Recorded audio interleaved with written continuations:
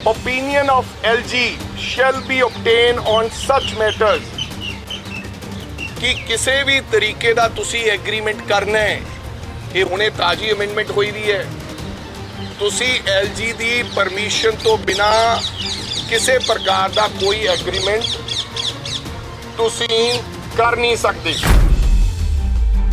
साडे बहुत इंटरस्ट हैगे ने इंटरस्टेट जे किसी ने नॉलेज लेनी है। पहला भी वफद ਜਿਹੜੇ ਜਾਂਦੇ ਸੀ अलग-अलग ਸਰਕਾਰਾਂ ਦੇ ਕੋਲੇ ਜਾਂਦੇ ਸੀ ਤੇ ਉਹ ਨੌਲੇਜ ਲੈ ਕੇ ਆਉਂਦੇ ਸੀ। ਅਕਸਰ ਹੀ ਐਕਸਚੇਂਜ ਪ੍ਰੋਗਰਾਮ ਵੀ ਚੱਲਦੇ ਰਹਿੰਦੇ ਆ, ਉਹਦੇ ਚ MOU ਸਾਈਨ ਕਰਨ ਦੀ ਲੋੜ ਨਹੀਂ ਹੈ। ਇੰਟਰਸਟੇਟ ਬਹੁਤ ਮਸਲੇ ਨੇ, ਪਾਣੀਆਂ ਦਾ ਬਹੁਤ ਵੱਡਾ ਮਸਲਾ ਹੈ। ਅਸੀਂ ਬਾਰਡਰ ਸਟੇਟ ਹਾਂ, ਪੋਲਿਊਸ਼ਨ ਦਾ ਸਾਡਾ ਮਸਲਾ ਹੈ ਉਹਨਾਂ ਦੇ ਨਾਲ। ਉਹ ਹਮੇਸ਼ਾ ਕੇਜਰੀਵਾਲ ਸਾਹਿਬ ਕਹਿੰਦੇ ਕਿ ਜਿਹੜਾ ਪੋਲਿਊਸ਼ਨ ਹੁੰਦਾ ਹੈ ਇਹ ਪੰਜਾਬ ਤੋਂ ਆਉਂਦਾ ਹੈ। ਇਸ ਜਿਹੜਾ ਐਗਰੀਮੈਂਟ ਹੈ, ਜਿਹੜਾ MOU ਹੈ, ਇਹ ਕਨਸਟੀਟਿਊਸ਼ਨਲ ਦੀ ਉਲੰਘਣਾ ਹੈ ਤੇ ਗਵਰਨਰ ਸਾਹਿਬ ਤੁਸੀਂ ਸਾਡੇ ਕਸਟੋਡੀਅਨ ਹੋ। ਤੁਹਾਡਾ ਇਹ ਫਰਜ਼ ਬਣਦਾ ਹੈ ਕਿ ਤੁਸੀਂ ਇਹਦੇ ਤੇ ਇਹਨੂੰ ਐਗਰੀਮੈਂਟ ਨੂੰ ਰੱਦ ਕੀਤਾ ਜਾਵੇ, MOU ਨੂੰ ਰੱਦ ਕੀਤਾ ਜਾਵੇ। ਭਗਵੰਤ ਮਾਨ ਜੀ ਦੀ ਆਕਾ ਜੀ ਨੂੰ ਵੀ ਬੇਨਤੀ ਕਰਨਾ ਚਾਹੁੰਦਾ ਕਿ ਪੰਜਾਬ ਦੇ ਵਿੱਚ ਅਮਨ ਸ਼ਾਂਤੀ ਬਹਾਲ ਹੋਏਗੀ ਤੇ ਕੋਈ ਬਾਹਰੋਂ ਇੰਡਸਟਰੀ ਲਗਾਉਣ ਵਾਸਤੇ ਜਾਂ ਇੱਥੇ ਕੋਈ ਇਨਵੈਸਟਮੈਂਟ ਵਾਸਤੇ ਆਏਗਾ। ਜਿਸ ਕਿਸਮ ਦਾ ਤੁਸੀਂ ਮਾਹੌਲ ਬਣਾਇਆ ਪੰਜਾਬ, ਸਾਨੂੰ ਤੇ ਇਹ ਖਦਸ਼ਾ ਕਿ ਜਿਹੜੇ ਇੱਥੇ ਹੈ ਨੇ ਇਹ ਵੀ ਨਾ ਕਿਤੇ ਭੱਜ ਜਾਣ। 5ਵੀਂ 6ਵੀਂ ਫੇਰੀ ਦਿੱਲੀ ਵੱਲੋਂ ਆਏ ਨੇ, ਇਹ ਰੋਜ਼ ਦਿੱਲੀ ਕਰਦੇ ਕੀ ਨੇ?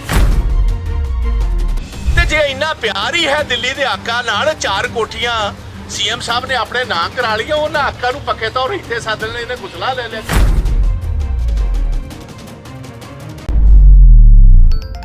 ਰਾਜਾ ਵੜਿੰਗ ਤੇ ਪ੍ਰਤਾਪ ਸਿੰਘ ਬਾਜਵਾ ਦੇ ਵੱਲੋਂ ਪਟਿਆਲਾ ਦੇ ਵਿੱਚ ਜੋ ਹਿੰਸਕ ਘਟਨਾ ਵਾਪਰੀ ਸੀ ਉਸ ਮੁੱਦੇ ਤੇ ਸਿਆਸਤ ਲਗਾਤਾਰ ਜਾਰੀ ਹੈ। ਨਾਲ ਦੀ ਨਾਲ ਜੋ ਦਿੱਲੀ ਸਰਕਾਰ ਤੇ ਪੰਜਾਬ ਸਰਕਾਰ ਦੇ ਵਿੱਚ ਗਿਆਨ ਆਦਾਨ ਪ੍ਰਦਾਨ ਕਰਨ ਨੂੰ ਲੈ ਕੇ ਇੱਕ ਐਗਰੀਮੈਂਟ ਜਿਹੜਾ ਕੀਤਾ ਗਿਆ ਉਸ ਤੇ ਵੀ ਜਿਹੜਾ ਸਿਆਸਤ ਭਖੀ ਹੋਈ ਆ।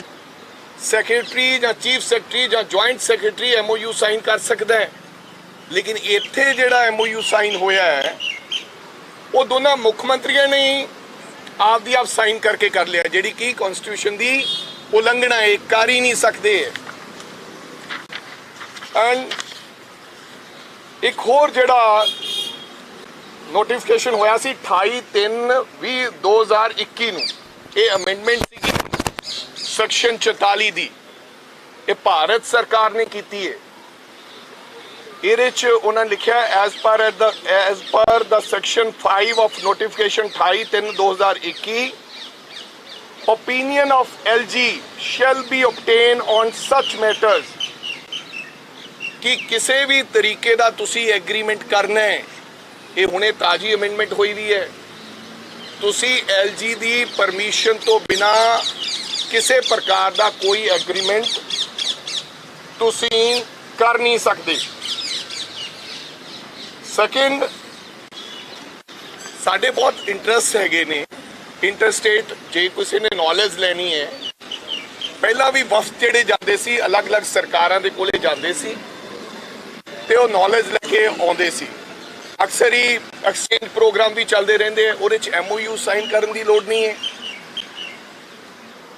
ਇਹਦੀ ਕੋਈ ਜ਼ਰੂਰਤ ਨਹੀਂ ਬਣਦੀ ਸੀ ਜਿਹੜਾ ਇਹ MOU ਸਾਈਨ ਹੋਇਆ। ਫਿਰ ਸਾਡੇ ਇੰਟਰਸਟੇਟ ਬਹੁਤ ਮਸਲੇ ਨੇ, ਪਾਣੀਆਂ ਦਾ ਬਹੁਤ ਵੱਡਾ ਮਸਲਾ ਹੈ।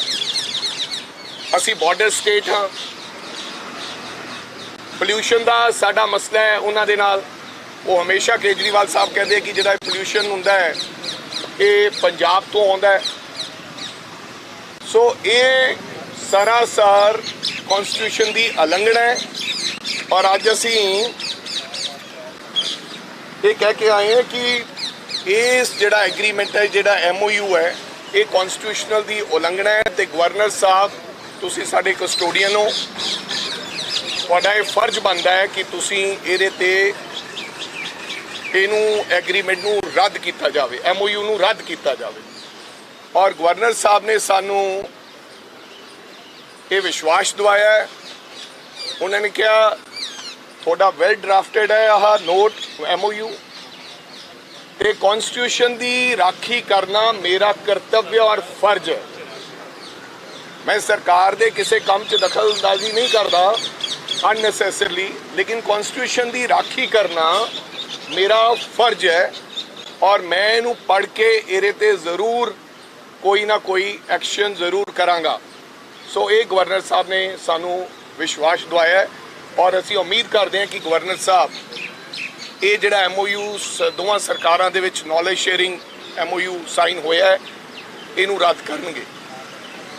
हुण Sardar Pratap Singh Bajwa ji law and order ते असी MOU जिहड़ा दे के आए हैं पूरे तो तुहानू जानकारी देंगे। ਜਿਹੜੀ law and order the situation ਹੈ ਉਹਦੇ ਬਾਰੇ ਅਸੀਂ ਜਾਣਕਾਰੀ ਗਵਰਨਰ ਸਾਹਿਬ ਨੂੰ ਦਿੱਤੀ ਹੈ ਕਿ ਲਾਅ ਐਂਡ ਆਰਡਰ ਦਾ ਬਹੁਤ ਬੁਰਾ ਹਾਲ, ਸਹੀ ਮਾਇਨੇ ਦੇ ਵਿੱਚ ਜਿਸ ਤਰ੍ਹਾਂ ਪਟਿਆਲੇ ਵਾਲਾ ਇਨਸੀਡੈਂਟ ਹੋਇਆ, ਅਸੀਂ ਇਹ ਗੱਲ ਕਹੀ ਸੀ ਕਿ ਵੇਖੋ ਤੁਹਾਡੀ ਇੰਟੈਲੀਜੈਂਸ ਏਜੰਸੀਜ਼ ਨੇ, ਪੁਲਿਸ ਏਜੰਸੀਜ਼ ਨੇ, ਇਹਨਾਂ ਨੂੰ ਤਕਰੀਬਨ 1 ਹਫ਼ਤਾ ਪਹਿਲੇ ਵਾਰਨ ਕਰ ਦਿੱਤਾ ਗਿਆ ਸੀ ਕੁਝ ਸੰਸਥਾਵਾਂ ਵੱਲੋਂ ਕਿ ਅਸੀਂ ਇਸ ਕਿਸਮ ਦਾ ਪਟਿਆਲੇ ਦੇ ਵਿੱਚ ਜਲੂਸ ਕੱਢਣਾ ਹੈ, ਤੇ ਦੂਸਰੇ ਪਾਸੋਂ ਵੀ ਤਿਆਰੀ ਹੋ ਰਹੀ। ਲੋਕ ਨਿਰੇ ਪਟਿਆਲੇ ਚੋਂ ਨਹੀਂ ਪੰਜਾਬ ਦੇ ਵੱਖ-ਵੱਖ ਜ਼ਿਲ੍ਹਿਆਂ 'ਚ ਉੱਥੇ ਪਹੁੰਚੇ। ਤੁਸੀਂ ਜੋ ਇਨਸੀਡੈਂਟ ਹੋ ਗਿਆ ਸਾਰਾ, 2 ਕਮਿਊਨਿਟੀਜ਼ ਜਿਹੜੀਆਂ ਹਮੇਸ਼ਾ ਜਿਨ੍ਹਾਂ ਦਾ ਨੌ ਤੇ ਬਾਸ ਦਾ ਰਿਸ਼ਤਾ, ਉਹਨਾਂ ਦੇ ਵਿੱਚ ਤਣਾਅ ਪੈਦਾ ਕਰਕੇ ਮਗਰੋਂ ਤੁਸੀਂ IG ਬਦਲਤਾ ਜਾਂ ਕੋਈ DIG ਬਦਲਤਾ ਜਾਂ ਕੋਈ SSP SP ਬਦਲਤਾ, ਇਹ ਸਹੀ ਮਾਇਨੇ ਦੇ ਵਿੱਚ ਬਕਾਇਦਾ ਤੌਰ ਫੇਲੀਅਰ ਹੈ। ਪੰਜਾਬ ਸਰਕਾਰ ਨੂੰ ਇਹਨੂੰ ਇੰਟਰਸੈਪਟ ਕਰਨਾ ਚਾਹੀਦਾ ਪਹਿਲੇ ਤੋਂ। ਸਰਕਾਰਾਂ ਚੰਗੀਆਂ ਸਰਕਾਰਾਂ ਉਹ ਕਹੀਆਂ ਜਾਂਦੀਆਂ ਜਿਹੜੇ ਪ੍ਰੀਐਮਪਟਿਵ ਮੈਜਰਸ ਲਈ, ਬਾਅਦ ਦੇ ਵਿੱਚ ਤਾਂ ਸਾਰੇ ਹੀ ਲੈ ਲੈਂਦੇ ਨੇ। ਬਾਅਦ ਦੇ ਵਿੱਚ ਇਹ ਆਪਣੇ ਆਪ ਤੇ ਲੈਣਾ ਨਹੀਂ ਸੀ DGP ਨੇ, ਨਾ ਮਾਨ ਸਾਹਿਬ ਨੇ, ਕਿਉਂਕਿ ਮਾਨ ਸਾਹਿਬ ਹੋਮ ਮਿਨਿਸਟਰ ਵੀ ਨੇ, ਬਲੀ ਦੇ ਬੱਕਰੇ ਹੋਰ ਚੜਾਤੇ ਬੰਦੇ ਲਿਆ ਕੇ।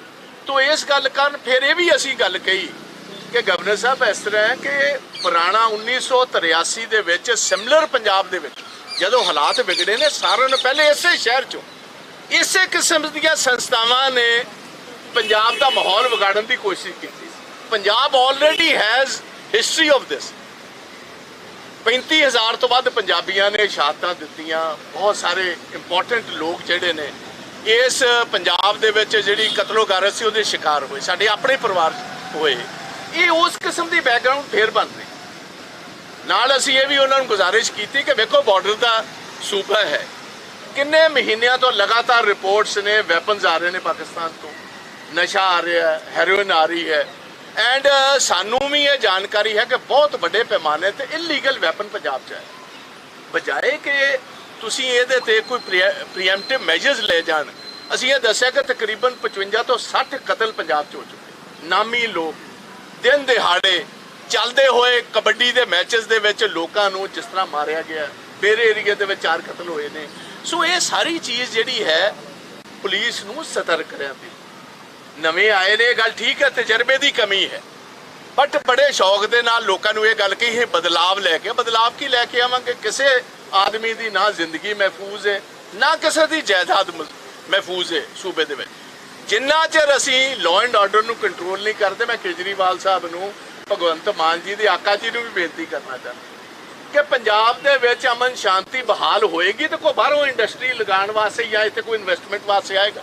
ਜਿਸ ਕਿਸਮ ਦਾ ਤੁਸੀਂ ਮਾਹੌਲ ਬਣਾਇਆ ਪੰਜਾਬ, ਸਾਨੂੰ ਤੇ ਇਹ ਖਦਸ਼ਾ ਕਿ ਜਿਹੜੇ ਇੱਥੇ ਹੈ ਨੇ ਇਹ ਵੀ ਨਾ ਕਿਤੇ ਭੱਜ ਜਾਣ। ਸਾਹਿਬ ਨੂੰ ਬੇਨਤੀ ਕਰਾਂਗੇ ਅੱਜ ਦੇ ਦਿਨ ਤੱਕ ਮੁੱਖ ਮੰਤਰੀ ਜੀ ਤੁਹਾਡੇ ਕੋਲ ਟਾਈਮ ਨਹੀਂ ਮਿਲਿਆ, ਤੁਸੀਂ ਪਟਿਆਲੇ ਤੱਕ ਨਹੀਂ ਜਾ ਸਕੇ। 5ਵੀਂ 6ਵੀਂ ਫੇਰੀ ਦਿੱਲੀ ਵੱਲੋਂ ਆਏ ਨੇ, ਇਹ ਰੋਜ਼ ਦਿੱਲੀ ਕਰਦੇ ਕੀ ਨੇ?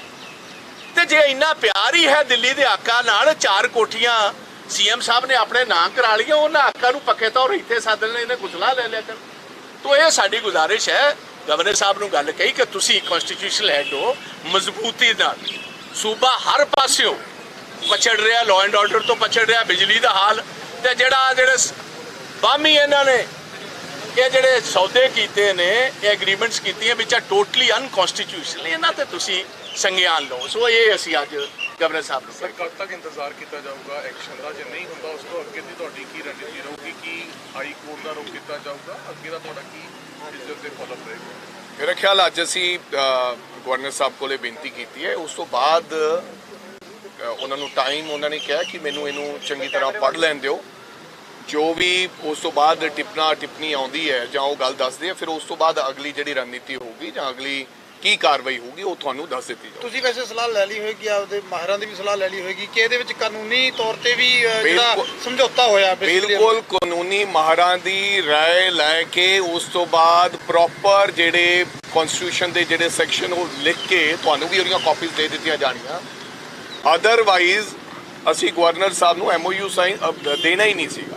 ਸੋ ਮਾਹਿਰ ਇਹ ਗੱਲ ਕਹਿੰਦੇ ਨੇ ਕਿ ਇਹ ਬਿਲਕੁਲ ਐਗਰੀਮੈਂਟ ਹੋ ਹੀ ਨਹੀਂ ਸਕਦਾ, ਇਹ ਸਰਾਸਰ ਗਲਤ ਸਾਈਨ ਹੋਇਆ, ਇਹ ਰੱਦ ਹੋਏਗਾ 100%। ਬੜਿੰਗ ਸਾਹਿਬ ਹਰੀਸ਼ ਚੌਧਰੀ ਹੋ ਰਿਹਾ ਇੱਕ ਚਿੱਠੀ ਜਿਹੜੀ ਹੈ ਲਿਖੀ ਹੈ ਪਾਰਟੀ ਪ੍ਰੈਜ਼ੀਡੈਂਟ ਕਾਂਗਰਸ ਪ੍ਰੈਜ਼ੀਡੈਂਟ ਨੂੰ, ਜਿਸ ਦੇ ਵਿੱਚ ਨਵਜੋਤ ਸਿੰਘ ਸਿੱਧੂ ਹੋਰਾਂ ਦੇ ਖਿਲਾਫ ਜਿਹੜਾ ਰਿਕਮੈਂਡ ਕੀਤਾ ਹੈ ਡਿਸਪਲਿਨਰੀ ਐਕਸ਼ਨ। ਤੁਹਾਡੇ ਨੋਟ ਦਾ ਵੀ ਜ਼ਿਕਰ ਹੈ ਉਸ ਦੇ ਵਿੱਚ, ਤੁਸੀਂ ਇੱਕ ਨੋਟ ਦਿੱਤਾ ਸੀਗਾ ਹਰੀਸ਼ ਚੌਧਰੀ ਹੋਰਾਂ ਨੂੰ, ਉਸ ਤੇ ਤੁਹਾਡਾ ਕੀ? ਮੈਂ ਕੱਲ ਵੀ ਇਹ ਗੱਲ ਕਹੀ ਸੀ ਤੁਹਾਨੂੰ, ਅੱਜ ਦਾ ਨਾਲੇ ਮੁੱਦਾ ਕੁਝ ਹੋਰ ਹੈ, ਇਹਦੇ 'ਚ ਨਾ ਇਹ ਗੱਲ ਕਰੀਏ, ਪਰ ਲੇਕਿਨ ਕੱਲ ਤੁਹਾਨੂੰ ਇਸ ਗੱਲ ਦਾ ਜਵਾਬ ਦੇ ਦਿੱਤਾ ਸੀ ਕਿ ਪਾਰਟੀ ਦਾ ਇੰਟਰਨਲ ਮੈਟਰ ਹੈ। ਇਸ ਤਰ੍ਹਾਂ ਦੀਆਂ ਬਹੁਤ ਪਾਰਟੀ ਦੇ ਪਰਿਵਾਰ ਦੀਆਂ ਆਪਸ ਵਿੱਚ ਗੱਲਾਂ ਬਾਤਾਂ ਹੁੰਦੀਆਂ ਰਹਿੰਦੀਆਂ। ਸੋ ਉਹ ਮੈਂ ਨਹੀਂ ਸਮਝਦਾ ਕਿ ਉਹ ਕਿਤੇ ਪਬਲਿਕ ਫੋਰਮ ਤੇ ਅਸੀਂ ਉਹਨਾਂ ਨੂੰ ਉਜਾਗਰ ਕਰੀਏ। ਭਾਈ ਬਸ ਬਜਟ ਆਣਾ ਹੈ ਔਰ ਉਸ ਤੋਂ ਪਹਿਲਾਂ ਆਮ ਆਦਮੀ ਪਾਰਟੀ ਨੇ ਕਿਹਾ ਹੈ ਕਿ ਲੋਕਾਂ ਦੀ ਰਾਏ ਜਿਹੜੀ ਹੈ ਅਸੀਂ ਲਵਾਂਗੇ। ਪੋਰਟਲ ਲਾਂਚ ਹੈ, ਉਹਦੇ ਲੋਕਾਂ ਦੀ ਰਾਏ ਜਿਹੜੀ ਹੈ ਮੰਗੀ ਗਈ ਹੈ ਬਜਟ ਦੇ ਵਾਸਤੇ। ਬਹੁਤ ਚੰਗੀ ਗੱਲ ਕੀਤੀ ਹੈ, ਕਿਉਂਕਿ ਇਹਨਾਂ ਦੀ ਤੇ ਆਪਣੀ ਰਾਏ ਕੋਈ ਹੈ ਨਹੀਂ। ਇਹ ਤੇ ਵਿਚਾਰੇ ਹੋਰ ਕਰਨਗੇ ਕੀ? ਇਹ ਤੇ ਕਹਿਣ ਤੋਂ ਰਹੇ ਕਿ ਸਾਨੂੰ ਆਪਣੀ ਵਾਕਫੀਅਤ ਕੋਈ ਨਹੀਂ, ਲੋਕਾਂ ਦੀ ਰਾਏ ਲੈਣਾ ਤੇ ਚੰਗੀ ਗੱਲ ਹੈ, ਜ਼ਰੂਰ ਲੈਣ, ਬਟ ਇਹਨਾਂ ਗਰੀਬਾਂ ਨੂੰ ਆਪ ਹੀ ਨਹੀਂ ਪਤਾ। ਆ ਚੀਮਾ ਸਾਹਿਬ ਨੇ ਮੇਰੇ ਏਰੀਆ 'ਚ ਕਿਹਾ ਸੀ ਕਮਾਦ ਦਾ ਝਾੜ 100 ਕੁਇੰਟਲ ਤੱਕ ਲੈ ਜਾਣਾ, ਇਹ ਨਹੀਂ ਪਤਾ ਕਿ ਐਵਰੇਜ ਝਾੜ ਸਾਡੇ 350 400 ਕੁਇੰਟਲ। ਜਿਹਨੂੰ ਇਹ ਹੀ ਨਹੀਂ ਪਤਾ ਤੇ ਫਾਈਨੈਂਸ ਦਾ ਮਹਿਕਮਾ ਦੇ ਦਿੰਦਾ। ਇਹ ਹੁਣ ਆ ਕੇ आपने संविधान का सारे हवाले दे दिए कि इसके तहत ये हो ही नहीं सकता समझौता, तो जब वो संविधान के तहत हो ही नहीं सकता तो रद्द किस चीज को करने की मांग कर रहे हैं? मैंने उसके ऊपर कॉग्निजेंस कौन लेगा? गवर्नर। कस्टोडियन कौन है? गवर्नर साहब। गवर्नर साहब को इतला दी है 100% ये रद्द होगा। जिस प्रकार से उन्होंने एग्रीमेंट किया ये हो नहीं सकता था, लेकिन हम उसको कैसे कहेंगे कि हमने रद्द कर दिया? किसी ना किसी को, कस्टोडियन जो है गवर्नर साहब के पास अधिकार है कि वो ही कहेंगे कि ये हो ही नहीं सकता था। नहीं तो हम अगर ये बात कहेंगे, हमने तो कह दिया कि ये हो ही नहीं सकता था, हम इसको रद्द मानते हैं, लेकिन वो कहेंगे ये कौन होते हैं? ट्रांसपोर्ट मंत्री रहे हैं, कल मोहर लगा दी कि जो पेनल्टीज है उसे 3 महीने एक्सटेंडेड ट्रांसपोर्टरों के लिए कर दिए। कल और भी 4 वादों पर एग्जीक्यूट करने की बात आम आदमी पार्टी ने की, तो कांग्रेस क्या कही? कौन सी पेनल्टी की बात? जो ट्रांसपोर्टर्स पर टैक्स की पेनल्टी थी, जो उसको एक्सटेंड कर दिया, 3 महीने दे दी। हाँ ठीक है, मेरे को लगता है कि छोटे स्मॉल ट्रांसपोर्टर्स हैं जो, उनको अगर एक्सटेंशन दी है अगर टैक्स भरने की तो कोई बुरी बात नहीं है, दे देनी चाहिए 3 महीने एक्सटेंशन, अच्छी बात है, क्योंकि इससे टैक्स हमारे को ज़्यादा आ सकता है। वन पेंशन वन रैंक जो MLA के लिए कहा तो उस पर भी एग्जीक्यूशन की उन्होंने बात कही बीते कल भगवंत मान। मैं आपको ये कहना चाहता हूँ, ये पेंशन हुआ और ये टैक्स वाला ये कोई बड़े मुद्दे नहीं हैं, चाहे वो कम कर दें चाहे नहीं कम कर दें, ये कोई मुद्दा ही नहीं है और ये किसी का मुद्दा था ही नहीं। ये खाली लोगों का ध्यान डाइवर्ट करने के लिए कि जो असल मूल रूप के मुद्दे हैं, लॉ एंड ऑर्डर मूल रूप का मुद्दा है, जिस प्रकार से केजरीवाल साहब रोजाना दिल्ली जा रहे हैं, हमारे को ठेके पे दे दिया है दिल्ली सरकार को, ये मुद्दे हैं। ये जो पटियाला में हुआ है वो मुद्दा है, अभी तक भगवंत सिंह मान वहां पर गए नहीं है। इन मुद्दों से ध्यान हट जाए, इसलिए ये अनाम शनाम ये बातें हो। ਸੁਣਿਆ ਤੁਸੀਂ ਰਾਜਾ ਵੜਿੰਗ ਅਤੇ ਪ੍ਰਤਾਪ ਸਿੰਘ ਬਾਜਵਾ ਦੇ ਵੱਲੋਂ ਪੰਜਾਬ ਸਰਕਾਰ ਤੇ ਸਵਾਲ ਖੜੇ ਗਏ ਨੇ, ਕੀਤੇ ਗਏ ਨੇ ਤੇ ਕਾਰਵਾਈ ਦੀ ਮੰਗ ਕੀਤੀ ਗਈ ਆ, ਜੋ ਕਿ MOU ਸਿਗਨੇਚਰ ਕੀਤਾ ਗਿਆ ਐਗਰੀਮੈਂਟ ਗਿਆਨ ਆਦਾਨ ਪ੍ਰਦਾਨ ਕਰਨ ਨੂੰ ਲੈ ਕੇ, ਨਾਲ ਦੀ ਨਾਲ ਪਟਿਆਲਾ ਦੇ ਵਿੱਚ ਜੋ ਘਟਨਾ ਵਾਪਰੀ ਆ ਉਸ ਨੂੰ ਲੈ ਕੇ ਕਾਰਵਾਈ ਦੀ ਮੰਗ ਕੀਤੀ ਹੈ। ਕੈਮਰਾਮੈਨ ਜੌਨਸਨ ਦੇ ਨਾਲ ਕੁਲਦੀਪ ਸਿੰਘ ਪੂੜੇ, D5 ਚੈਨਲ ਪੰਜਾਬੀ, ਚੰਡੀਗੜ੍ਹ। ਹੋਏਗੀ ਕਿਸਾਨਾਂ ਦੀ ਗੱਲ, ਨਵੀਂ ਖੇਤੀ ਮਸ਼ੀਨਾਂ ਬੀਜਾਂ ਤੇ ਬਾਗਾਂ ਦੀ ਗੱਲ ਲੈ ਕੇ ਚੱਲਾਂਗੇ ਤੁਹਾਨੂੰ ਰੰਗਲੇ ਪੰਜਾਬ ਦੇ ਖੇਤਾਂ ਵੱਲ। ਦੇਖਣਾ ਨਾ ਭੁੱਲਣਾ ਸਾਡਾ ਖਾਸ programme farming with Amarjeet Waraich, ਸੋਮਵਾਰ ਤੋਂ ਸ਼ੁੱਕਰਵਾਰ ਸ਼ਾਮ 6 ਵਜੇ D5 ਚੈਨਲ ਪੰਜਾਬੀ ਤੇ। ਕੀ ਹੁੰਦੀ ਹੈ ਜਮਾਬੰਦੀ, ਕਿਵੇਂ ਬਣਦੀ ਹੈ ਵਸੀਅਤ, ਜ਼ਮੀਨ ਜਾਇਦਾਦ ਦੇ ਹਰ ਮਸਲੇ ਤੇ ਕਰਾਂਗੇ ਚਰਚਾ। ਦੇਖਣਾ ਨਾ ਭੁੱਲਣਾ ਸਾਡਾ ਖਾਸ D5 ਚੈਨਲ ਪੰਜਾਬੀ ਹੁਣੇ ਸਬਸਕ੍ਰਾਈਬ ਕਰੋ, ਬੈਲ ਆਈਕਨ ਤੇ ਕਲਿੱਕ ਕਰੋ।